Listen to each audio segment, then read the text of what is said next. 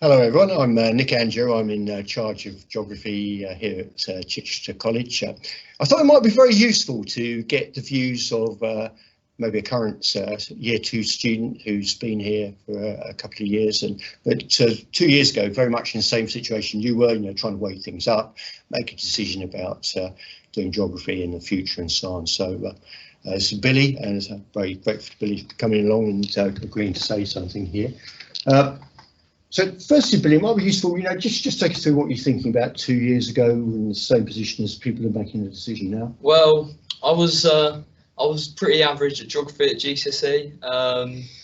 It wasn't something I was really thinking about doing, but I thought it was good for my future. I did enjoy it. It wasn't my favourite subject, but I decided to take it at try in my A levels. Yeah. Okay, thank you. And what about, can you now just take us to what actually happens, or what's been your experience in geography at Chichester College? Well, I must admit it's been pretty good actually. I've enjoyed it. I enjoyed the first year. I'm enjoying the second year.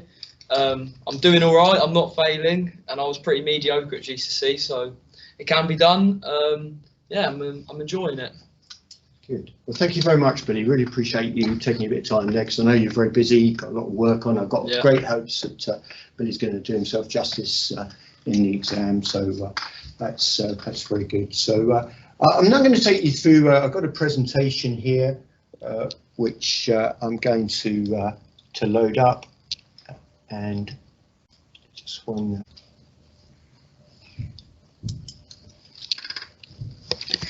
So, as I was saying earlier, my name's Nick Andrew. I'm in charge of the geography at Chichester College. I'm an experienced teacher, many years, and a lot of experience, particularly at A level. I think one of the things you may well be thinking about is, why would I want to do geography? And I think in summary, there are probably 3 things I'd say here.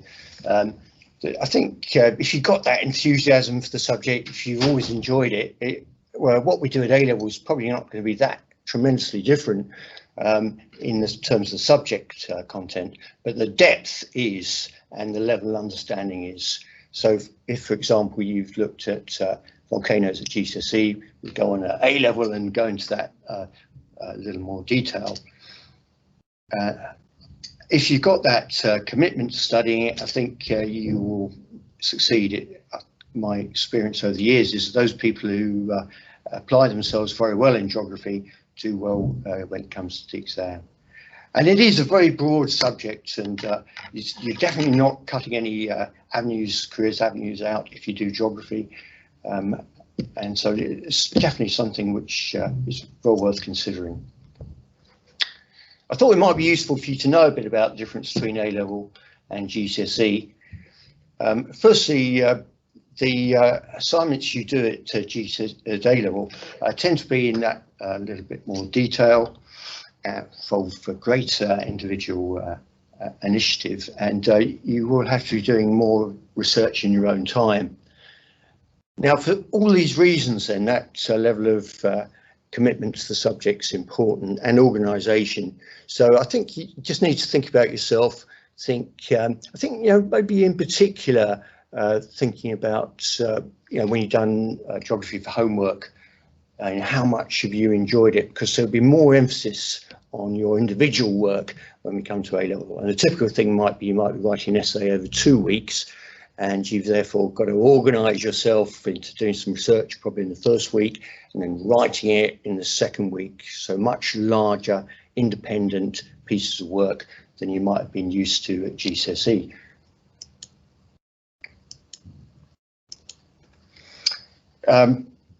So in terms of the subject itself, 80% of the assessment, 80% of the marks are from exams at the end of the course. But there is 20% which comes from what's called the NEA, or coursework. And I'll talk a bit more about the coursework in just a minute. But the other very noticeable thing is that we try and combine physical and human topics as much as possible. So, for example, if we were thinking about something like rivers, we would look at rivers in a physical sense, natural sense, you know, so why might flooding happening? Well, it may be raining more than average. And then maybe combine that with the human side of things, which could be looking at ideas such as people build houses on floodplains, on areas likely to flood as a result of rivers bursting their banks.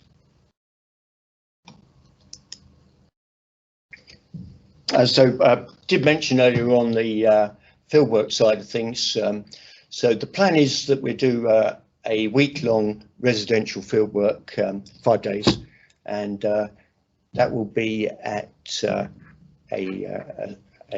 one of these centres, fieldwork centres, field study centres, and you'll have the opportunity there the first 2 days to practice fieldwork techniques and then collecting your own data, and that's quite nice because you'll have some access to some really good resources and data, and every opportunity to do very well on the NEA or the coursework, and also I think get that out of the way by the end of that week, so we can then fully focus on the other 80% of the marks which are available from the exams. And we'll also look for opportunities to go out into the local area. I mean, we're very blessed in this area, having the coast nearby, and the South Downs National Park, so lots of opportunities to get out and about and do some excellent field work. These are things I have been involved in over recent years.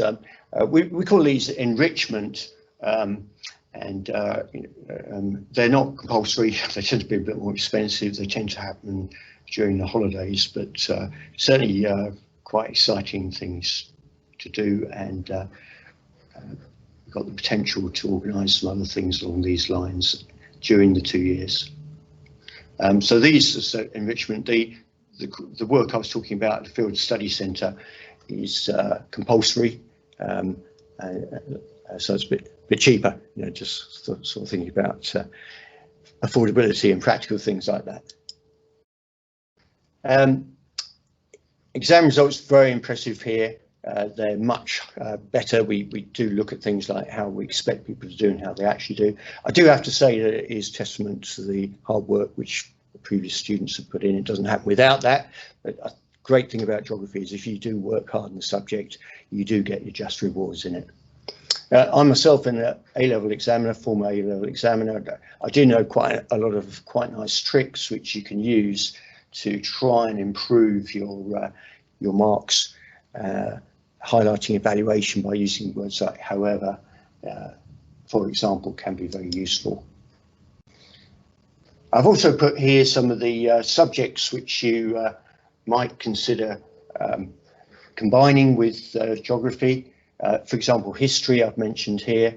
I think that would be largely because there's transferable skills. In other words, things like an essay, you would learn essay writing skills in history, which are also applicable to geography, and they reinforce each other. Here's a lot of potential careers. It's very employed, certainly at graduate level. If you go on and do geography at university, you'll find there's a wide range of careers available to you, and geography has been very successful, one of the most successful degree areas in terms of getting employment. And of course, if you're really ambitious, you could become a geography teacher. I think whenever you are making these sort of key decisions about your future, two particular areas to think about are what you're good at, what you're particularly enthusiastic about. I think if you, particularly in terms of choosing subjects, if you follow those two things, that would actually, in a way, even if you're not sure what career you want to go into, it may lead you in the right direction, because if you do something, if you develop skills you're good at and which you enjoy, they will tend to lead you to the right sort of career. So I do wish you every good fortune with your choices. If you do want to find out any more from myself, and there's also more detail available from the college, I'm very happy to answer any further inquiries you might have. So I do wish you all the best with your future career choices, and look forward hopefully to seeing you in the future.